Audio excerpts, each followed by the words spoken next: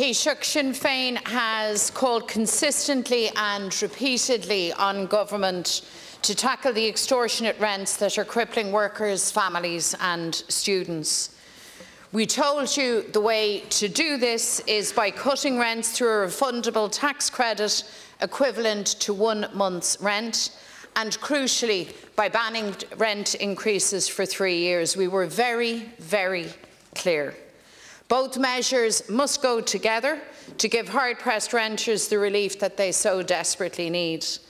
The tax credit for 1 month's rent would put a meaningful amount of money back in renters' pockets, and a ban would provide renters with the certainty that they won't be hammered by further rent hikes. And to work, the two measures must go hand in hand. And I've asked you directly on countless occasions to introduce these measures with urgency, and every time your answer has been no. And make no mistake, your refusal to act caused already unaffordable rents to spiral further out of control. So after leaving renters high and dry for years, yesterday you show up with a €500 annual tax credit. That's it. Completely ignoring the other part of the solution, a ban on rent increases. Now, Taoiseach, a €500 tax credit is better than nothing. And I have no doubt that those tenants who can avail of it will take what they can get as they struggle to make their rent. But let's be very, very clear. This won't make a dent for people paying average rents of over €2,000 per month, or €24,000 a year in Dublin, or those paying nearly €1,500 a month or €18,000 per annum across the state. And crucially, Taoiseach, your tax credit is non-refundable. So those without a taxable income are left out. So who are they? You've left out students and you've left out low-income workers. And incredibly, you've done all of this without introducing a ban on rent increases. And as a result, renters have no certainty and no real protection. In the absence of a ban on rent increases, the 500 credit would be wiped out by further hikes. And this is true even in rent pressure zones. In fact, there is a real risk that without a ban on rent increases, your tax credit will in fact fuel a further rent hike. That's what you said yourself when I raised this matter with you in April. You said there was no guarantee that a credit would result in a reduction of rents. You said it would be inflationary. You said it would add to rent prices. So what's changed, Taoiseach? The truth is that despite your posturing, you've left the door wide open for more rent hikes, more exploitation and more hardship. Taoiseach, ní haon de bart cías a fada galore. Hep earth an cíntocht atá tastal a cíisiúrí a hurt trí cusc a chur ordú cíasa. Ní dhéanhí de credvas €200 ein rud mar beg sé caite tilla méide. Taoiseach, you've messed this up. And the renters of Ireland deserve much better than this half-baked measure. So I want you to correct it. That's what I want you to do. My question is very simple, Taoiseach. Will you give renters a real break by putting a month's rent back into their pockets through a refundable tax credit?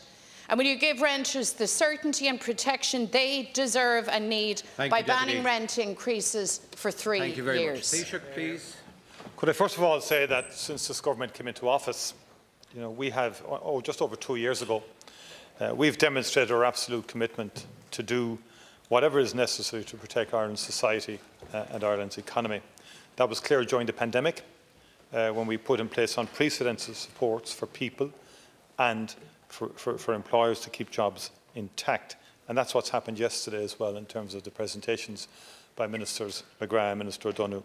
And you have to look at the budget in its entirety. And because of the extraordinary efforts of the Irish people and the careful stewardship of this government, the economy recovered very strongly and gave us good capacity to navigate the very difficult and expensive winter ahead. And it's a pity the Deputy cannot acknowledge those basic facts. And you were every month you were looking for packages. And we resisted the pressure from you and Sinn Féin during the summer and so forth. And as a result now, and people can see this, we're using the resources and the capacity that we've derived from bringing the economy back to help the most vulnerable in our society. And if you look, the Fiscal Advisory Council this morning described Budget 2023 as sensible. Said the government had managed to direct resources to those who need it most, and more money is being targeted towards those people. In other words, it is a progressive budget. It's a fair budget. That view is supported by the data and careful analysis using the SRI's switch model, for example. That analysis found the budget to be, and I quote, strongly progressive. The winter cost of living measures alone will boost the net disposable income of the lowest income households by 5% compared to 0.7% for the highest income households. And the core budget 2023 package will boost the net disposable income of the lowest income households by 5.8% compared with 2.3% for the highest income households. And I say that to dispel the propaganda that you've been articulating since the budget was published yesterday.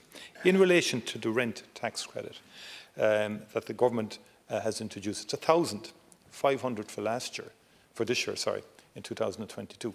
People have paid their rent, but they'll be able to claim that there'll be a 500 tax credit on that for this year. And then next year, for 2023, 500, and on an ongoing basis. Your budget suggested 1,500, but based on 400,000 renters, your proposal would have an estimated cost of 600. So there's a massive hole in your provision. It's about a 300 million black hole in your housing plan. Your figures do not add up. But of course, in addition to the credit, and you mentioned students, for example. I mean, students will have 1,000 euros knocked off their fees this year, this academic year. And those on SUSI, likewise, will have a double payment before the end of the year. So there's been very strong support for students in relation to costs that they would otherwise incur, which you've completely ignored. And for many renters, by the way, the tax reductions, the income tax reductions, will be a very significant additional support to them also. And you just cannot take one item out of the budget and ignore all the rest in terms of the impact on individuals, be they renters, be they homeowners, be they on social welfare, be they pensioners. And we've expanded supports for pensioners as well and so forth, using a range of measures that in your budget you completely ignored, and you favour giving pensioners less. For some reason, in all your budget, you give pensioners less than others and so forth. Thank you, Taoiseach. And the other key point on rents is Time this. is up, Taoiseach, I'm afraid. Your proposals would reduce the number of available lets and the number of houses that would be available for renting out. So your record in office is this, that a housing crisis has morphed into a housing disaster. As a matter of fact, and for the record, annual rents on your watch since taking office, they're €3,600 annually more in Dublin, 2,800 annually more across the state. That's your record, and the facts speak for themselves.